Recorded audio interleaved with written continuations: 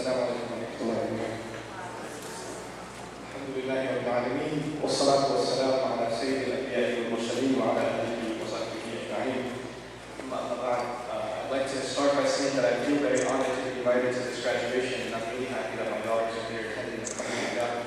And as I'm sitting here, watching this awesome occasion for your newly formed high school, very recent, and as was mentioned previously by the principal, high school in its infancy, to be able to graduate its second batch is no small accomplishment. The amount of work and the amount of dedication, the amount of resources that go into running a high school those who run it know what that takes. It's no small task, and you should be grateful, and all of us should be grateful that institutions like this exist. Having said that, my thoughts are about preparing myself to give this speech at home to my daughter when they graduate high school. So I'm really going to try to personalize this advice to the three of you, inshallah, as best I can. And just think about what it is that, what can I give you in 5, 7, 10 minutes that will be of benefit to you, inshallah, and the rest of your academic lives. Probably the biggest thing I'll share with you is there's nothing like being in an Islamic environment and then getting your education. Our education is, in the modern context, education is only thought about as information.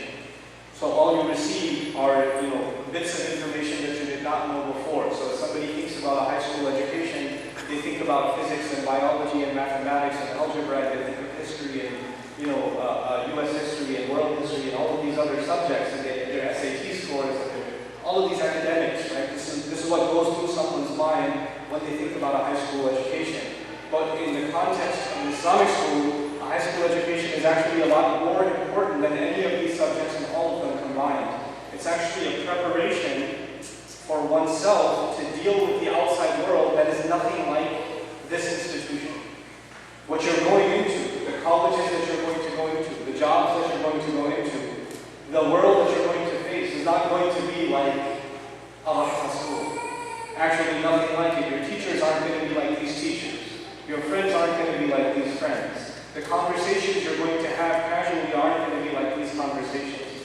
All of it is going to be different, and you might even come as a shock in the beginning, and a lot to deal with. So, the first and foremost thing, the biggest gift I would say that institutions like these give to its children, to its graduates, which are really a form of its children, is it cultivates a kind of personality that's strong enough to hold on to certain values when no one around them is holding on to those values. You may find yourself in a campus where nobody else cares about modesty but you.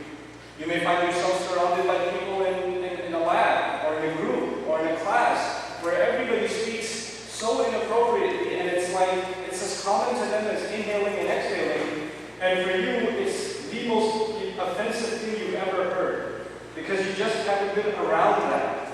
But you know what? It's time to get ready to face that and not run from it. That is the world we live in, and that's what you're ready now for, to face that world, but not to be taken in by that corruption.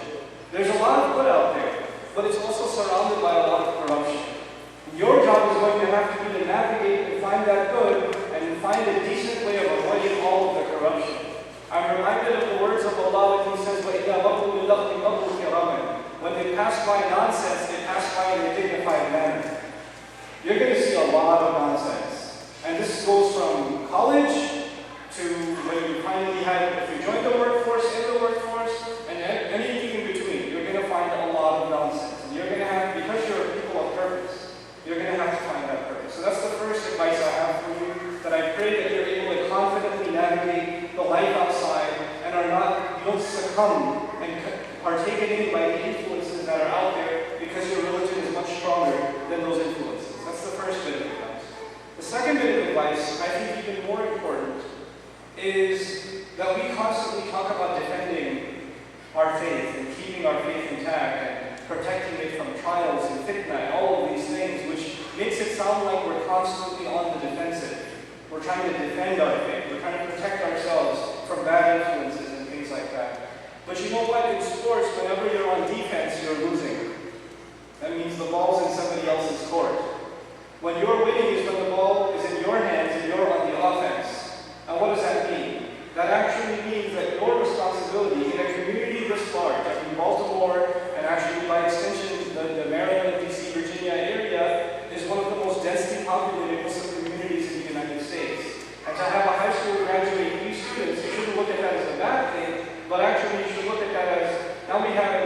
role models for our girls. That's how we should be looking at this. And so you have a huge responsibility on your shoulders, not just to other Muslim girls your age that you will meet outside, but actually to your younger peers, the juniors, the sophomores, the freshmen, the ones that maybe you bullied when you were here, I don't know. But if you did, now you're their older sisters, and you're their eyes into the real world outside, and you have to be a source of support and inspiration for them.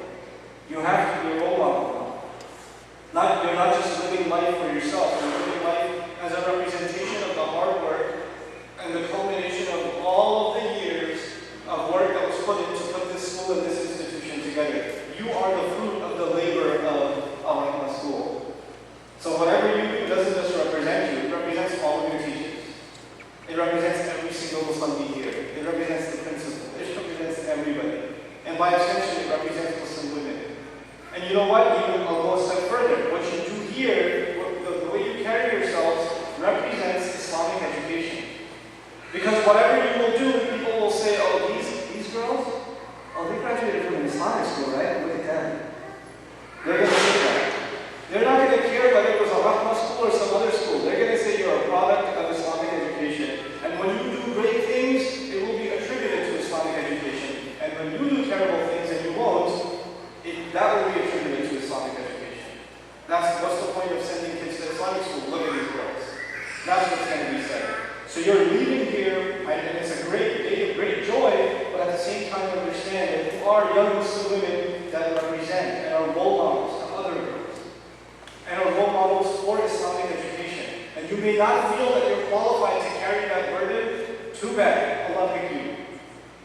That's what it comes with. That's the responsibility you're carrying on. So I pray that you're able to carry that responsibility with pride, with dignity, and with confidence, and that all of us, inshallah ta'ala, make dua for our young sisters here to really be those role models that we are so desperately looking for in the Muslim community. Our younger girls need someone to look up to. They need their heroes. And their heroines, really. And we need them.